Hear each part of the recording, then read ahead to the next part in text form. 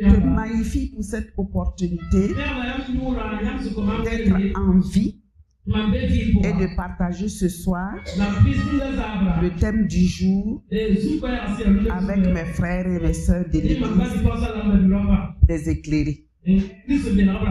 Je bénis les vies de mes parents spirituels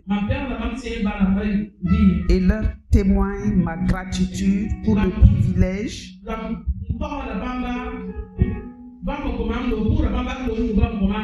qu'ils m'accordent de me tenir devant le peuple de Dieu. Puisse ma chair disparaître afin que le Saint-Esprit œuvre pour la gloire de Dieu notre Père.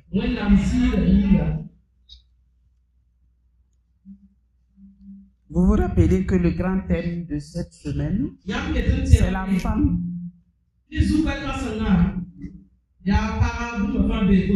Voilà. Tout repose sur toi. Mais moi, je vais traiter ce soir un thème, la femme et la gestion des ressources. Ça, c'est le grand 1, mais il y a des petits points. Il y a d'abord la gestion de la maison. Il y a la gestion du travail dans la maison.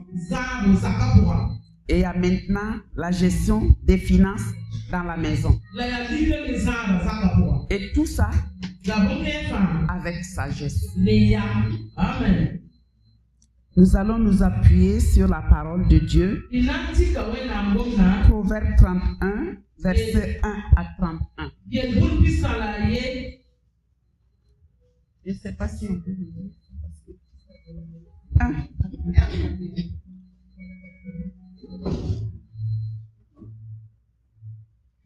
Proverbe 31, verset 1 à 31. Que te dirais-je, mon fils? Que te dirais-je, fils de mes entrailles? Que te dirais-je, mon fils, objet de mes vœux? Ne livre pas ta vigueur aux femmes, et tes voix à celles qui perdent les rois. Ce n'est point au roi le miel, ce n'est point au roi de boire du vin.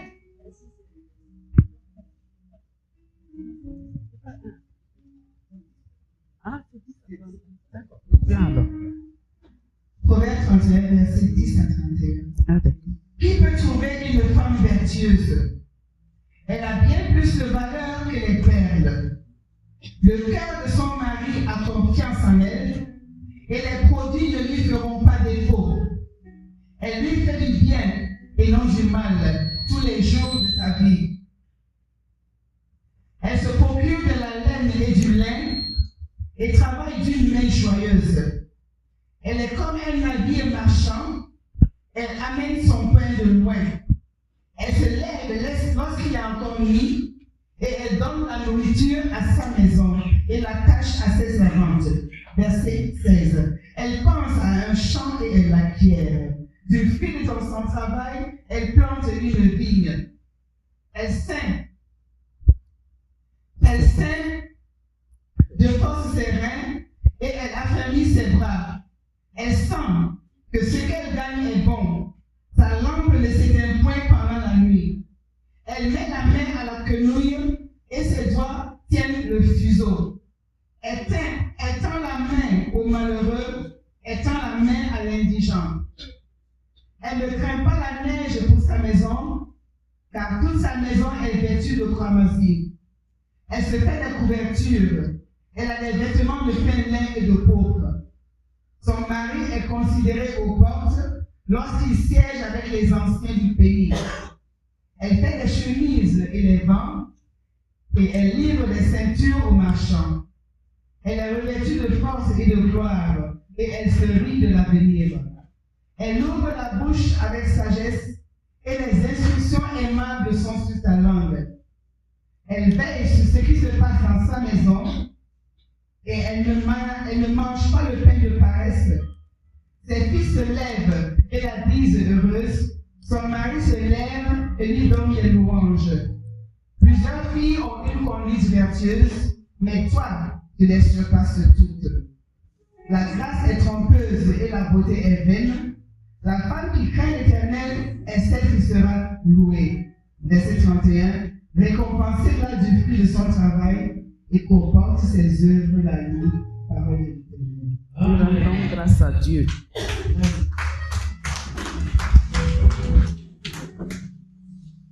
Gérer efficacement sa maison, son travail et ses finances, ça demande une bonne dose d'organisation,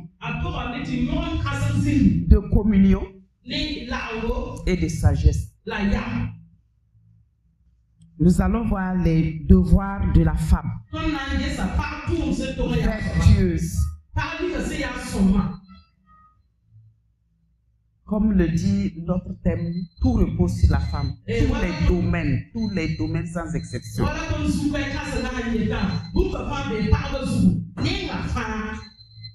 La femme aide son mari, ses enfants, les autres membres de la famille et les employés de la famille. Parce qu'en plus du papa, de la maman, les enfants, souvent, généralement, il y a les cousins, les neveux, soit du mari ou de la femme, qui viennent vivre dans la maison. Et tout cela, c'est à la charge de la femme de s'en occuper. Nous allons voir la gestion de la maison. D'abord, la gestion des hommes. Les hommes grand H. Voilà. Il y a le mari d'abord. On le dit très souvent que les maris sont des bébés. C'est nos premiers enfants. Donc nous devons nous occuper d'eux. Nous devons veiller à leur nourriture. Et quand on dit nos repas, il peut avoir que la femme soit, comment dirais-je, elle peut travailler. Ça veut dire qu'elle sort le matin et revient le soir. Donc c'est à la charge de la bonne de faire la cuisine. Mais n'empêche que la femme doit être regardante. Elle doit être regardante, même quand c'est la bonne qui doit faire la cuisine. Et ne pas laisser la bonne faire tout le temps le repas pour son mari. Il faut de temps en temps qu'elle s'implique. Parce que c'est à elle le devoir de nourrir son mari. Et en plus de côté repas, il y a l'entretien de l'homme. La femme doit faire à l'entretien de l'homme.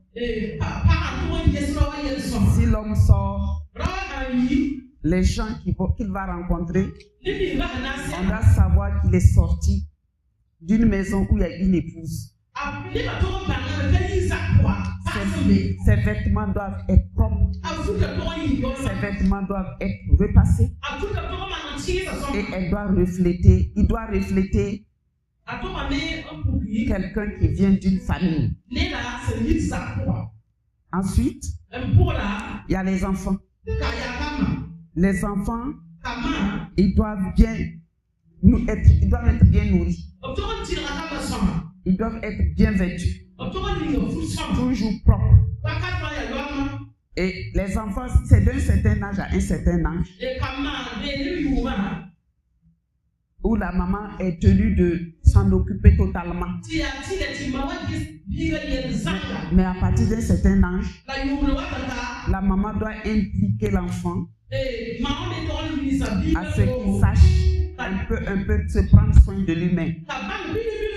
Sur le plan propreté, sur le plan ordre, il faut y veiller. On voit qu'il y a beaucoup de mamans qui n'épousent pas les enfants jusqu'à un certain âge. Les enfants, que ce soit garçons ou filles, ils doivent pouvoir laver leurs petits habits. Ils doivent pouvoir se lever, arranger leur lit. Ils doivent pouvoir se lever, aider à nettoyer, aider à laver les plats. Et tout ça, c'est la maman qui doit prendre le soin de le faire. Sinon, à partir d'un certain âge, l'enfant refuse catégoriquement de le faire. Et nous voyons qu'après, certaines mamans disent non, ils n'acceptent pas, je ne le moyens pas. Non, je ne peux pas mettre un enfant au monde et puis ne pas le moyen.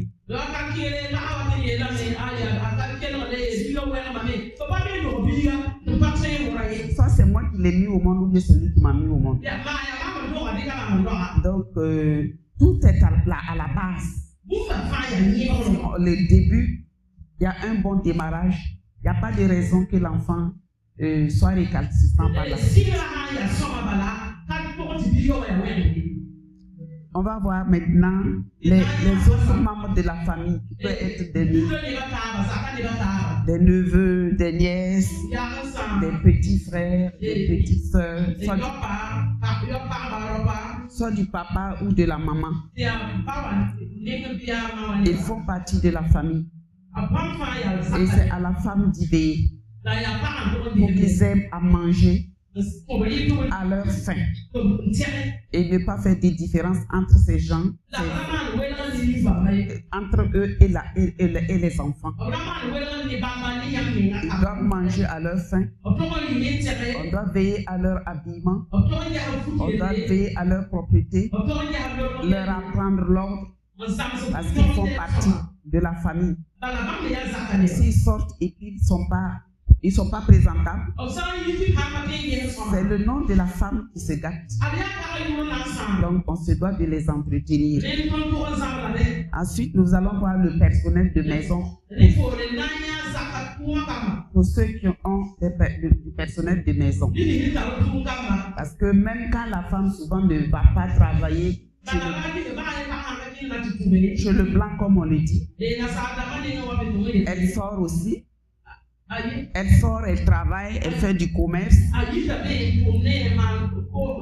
Toujours est-il qu'elle ne peut pas être tout le temps disponible à la maison. Et généralement, elle prend soit une cousine ou une nièce qui vient l'aider. Ou bien recruter une fille qu'elle paye. Je fais allusion à ces gens-là quand je parle de personnel de maison. Et ils doivent bénéficier du même privilège que les enfants et tout. En termes de nourriture, en termes de propriété, en termes d'ordre.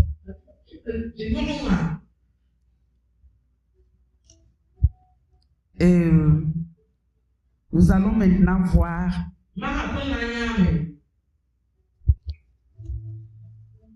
la gestion du travail. La femme, les enfants, les autres membres de la famille, les autres employés. Le travail doit être planifié en impliquant tout le monde. En impliquant tout le monde. C'est-à-dire que à partir d'un certain âge, comme je le disais auparavant, chaque enfant doit savoir que si je me lève le matin, voilà ce que je dois faire avant d'aller à l'école. Il ne doit pas aller à l'école uniquement pour aller à l'école, parce que si c'est ainsi, il ne comprendra pas qu'en plus de l'école, il doit faire autre chose à la maison. Alors, on a remarqué que présentement, vous et moi, les mamans, quand on dit que l'enfant est à l'école, bon, elle va à l'école, elle ne doit plus rien faire. C'est pas une bonne chose. Surtout les petites filles et même les garçons. Moi, je me rappelle que ma maman ne faisait pas de différence entre garçons et filles. Tu es garçon, tu es fille. Tu te lèves le matin. Tu dois faire quelque chose avant d'aller à l'école. C'est pourquoi mes frères, ils savent faire la cuisine. Quel que soit le plat qu'on leur demande. Ce que maman n'a pas accepté, c'est qu'il leur permet de faire le pot. Parce que chez les mots, on dit que c'est interdit. C'est seulement ça. Donc, il faut impliquer les enfants à travailler. Et si les enfants doivent travailler, ça veut dire que les autres membres de la famille aussi doivent travailler. Même s'ils vont à l'école, ils doivent travailler. Même s'il y a des bonnes, il faut les impliquer dans le travail. Et à partir d'un certain âge, il doit que les parents libèrent ces femmes de ménage pour que ce soit les enfants et les membres de la famille qui fassent le travail.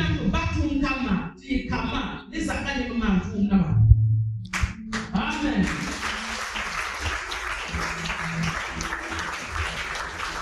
Et pendant les vacances, il est préférable même qu'on fasse partie de la bonne. Quand les enfants atteignent un certain âge, on libère la bonne et impliquer les enfants.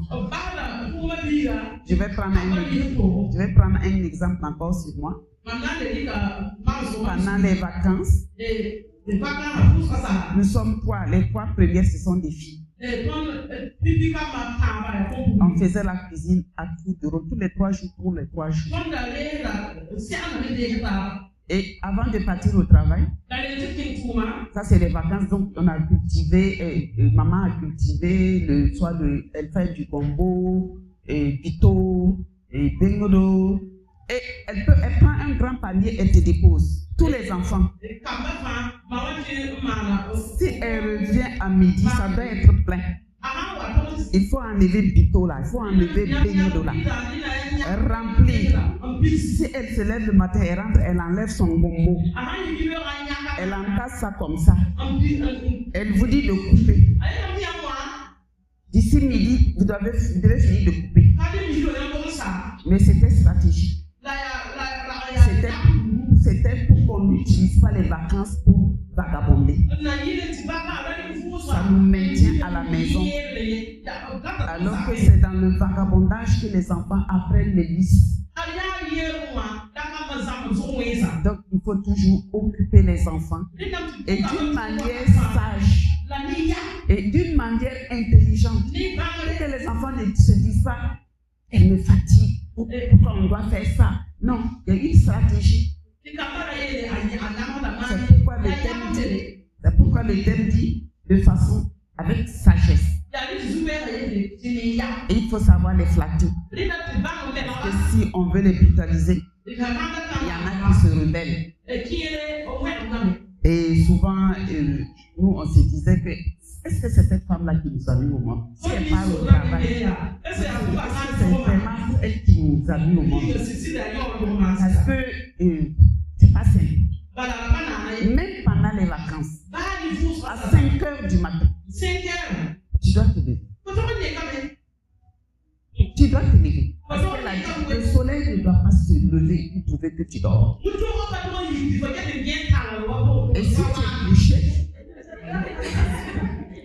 Et si tu es couché, comme elle se lève à 5 heures pour aller au travail, à l'église, c'est le son de ses pas qui vont te faire savoir qu'il faut se lever. Elle ne parle pas. Mais sa façon de marcher, tu dois te lever vite. Tu sors même si tu n'as rien à faire. Pour vite elle te voit assise. Et si tu n'es pas de cuisine, elle m'entend qu'elle a fait brrr. On est reparti au lit pour dormir.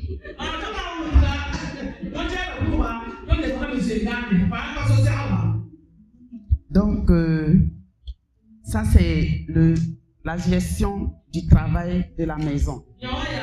Tout le monde doit participer au travail de la maison sans exception. Sauf monsieur, et ça dépend des contextes.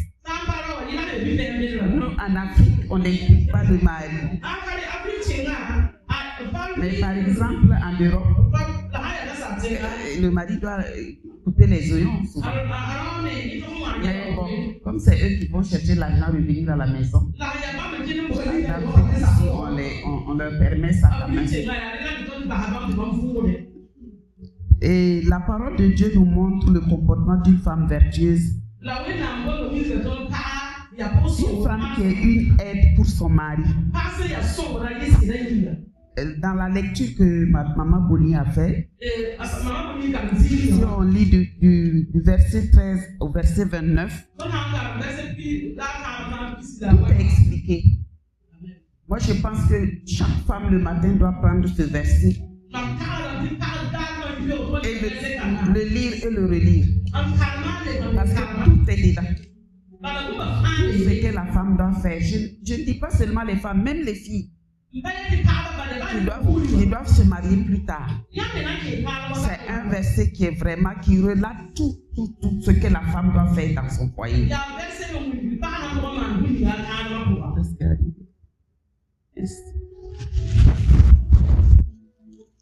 Que la femme ait un travail de blanc, comme on dit, ou qu'elle n'ait pas un travail de blanc. Quel que soit Alpha, elle doit travailler dans sa maison. Forcément. Si tu ne sais pas le faire, tu ne peux pas apprendre aux hommes de faire. Il faut d'abord connaître pour apprendre aux autres. Sinon, ça sera toujours mal fait. Moi, quand je revenais du travail le soir, dès que j'arrive, j'enlève ma perruque, je jette. Je prends un pain, je me mets, si tu me vois, tu vas croire que je n'ai jamais fait l'école. Je sors, je balaye devant ma maison, jusqu'au goudron. Et souvent, il y a des voisins qui disent que c'est la femme qui travaille à la banque là. Non, que c'est une bonne. Et je dis non, que c'est elle comme ça. Oui, c'est moi, je suis une femme avant de travailler dans une banque.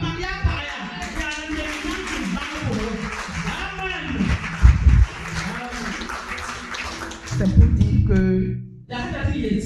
Dieu nous a dit de travailler. Tout est dans nos mains. On n'a pas le choix. Il faut le faire.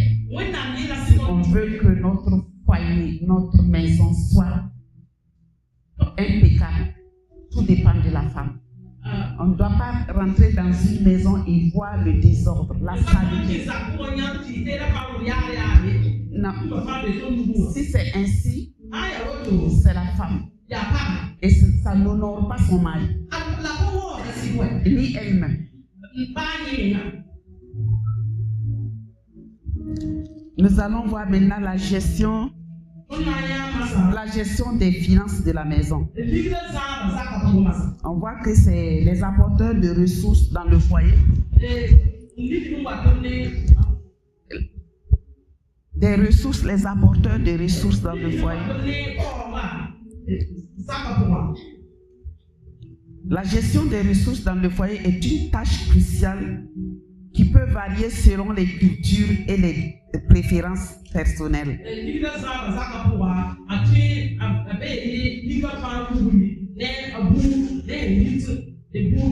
y a le mari qui amène les ressources à la maison. Il y a la femme aussi qui amène les ressources à la maison.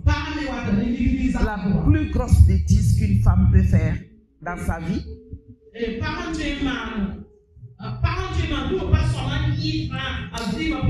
attendre que le monsieur amène tout. Le mari ne doit pas amener tout.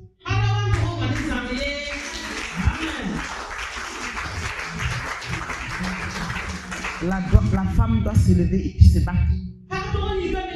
Même si c'est des arachides qu'il faut vendre. La Bible nous le dit, la parole de Dieu nous le dit dans les versets que Maman Boni a lu. La femme doit sortir, la femme doit tisser, la femme doit faire ça. Elle doit tout faire amener de l'argent à la maison. Et ne pas tendre tout le temps la main au monsieur. Surtout dans le contexte aujourd'hui, tout est difficile. C'est pas que les hommes ne veulent pas. Ils ne peuvent pas. Donc, c'est à la femme de se lever, même si c'est des arachis qui va vendre. Même s'il faut aller laver des habits. Même s'il faut aller balayer la maison des autres. Amener quelque chose dans la famille pour que vous aider aussi le mari. Parce que dans les finances, il faut que le couple puisse établir un budget ensemble pour gérer les finances. Il y a des priorités dans la gestion des finances et l'utilisation des finances apportées par le couple. Et la première priorité, c'est nourrir la famille. C'est le plus important. Il faut que la famille soit nourrie. Ensuite, il faut prévoir un budget santé. Santé, c'est très important. Un couple doit avoir toujours un petit budget santé. Parce que la maladie ne prévient pas. La maladie ne prévient pas. Un enfant peut faire un palu surprise, un palu, et il faut aller le soigner. S'il n'y a rien, c'est souvent pas facile. Il faut aussi épargner. L'épargne, c'est en prévision de ce qui est imprévu. Un imprévu peut venir. Il y a la scolarité des enfants. Et il y a la retraite. Qui dit retraite ne dit pas forcément celui qui travaille. Parce qu'à un certain âge, même si tu ne travailles pas chez le blanc, tu es fatigué. Donc il faut épargner un peu pour que à un moment donné où tu n'arrives pas à travailler et que tu ne sois pas là à toujours tendre la main aux enfants. Parce que les enfants vont grandir, les enfants vont être bénis, ils vont aider les parents, mais si vous avez prévu quelque chose, c'est pas mal. Et il y a le volet social. Le volet social. Une fois, le couple doit pouvoir prendre la main aux autres, à ceux qui n'en ont pas, aux indigents. Et même aux indigents. Et au niveau des deux familles. Que ce soit du côté du mari ou de la femme, de temps en temps, il faut tendre la main. Dans la famille du mari ou dans la famille de la femme, il faut de temps en temps tendre la main pour qu'ils sachent que vous ne les oubliez pas. Et il y a la gestion aussi de l'eau, l'électricité, le gaz. Et ça, c'est des prévisions qu'il faut faire. Mais toujours en communiquant avec son mari et le mari avec l'épouse. Et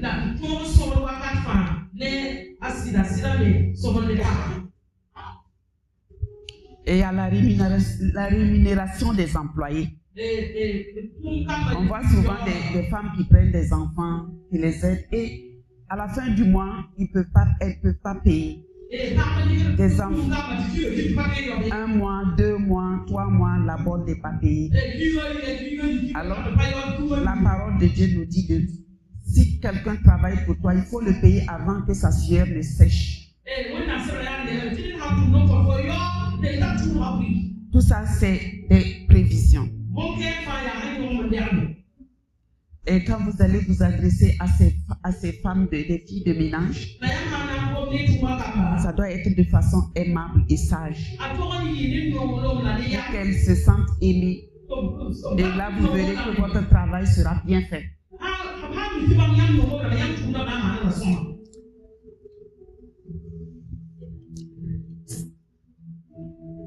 La parole de Dieu nous dit également que la femme vertueuse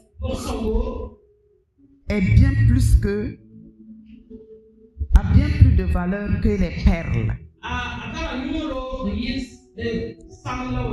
Nous les femmes, nous devons assumer notre devoir de femme dans nos foyers.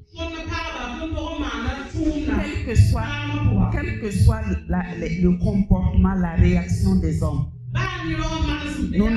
nous ne devons pas regarder à cela. Nous devons obéir à la parole de Dieu et faire ce que Dieu nous dit de faire. Parce que le monsieur va rendre compte à Dieu. Est-ce qu'il a fait son devoir? Mais la femme aussi va rendre compte à Dieu. Est-ce que tu as fait ton devoir? Il n'ira pas dire à Dieu, voilà, mon mari n'a pas fait ça quand il se lève le matin, il ne donne rien. Ce ne sera pas une excuse. Chacune doit faire son devoir en ne tenant pas compte de ce que l'homme fait.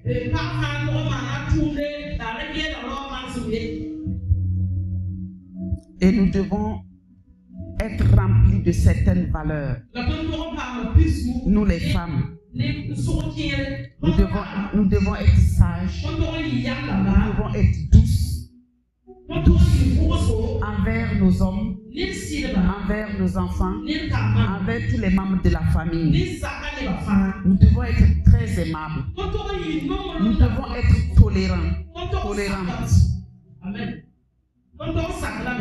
Nous devons être tendres et faire et le partager ce qu'on a.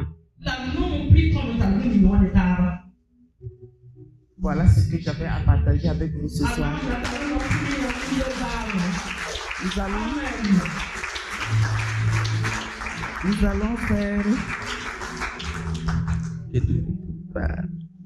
Nous allons faire quelques points de prière.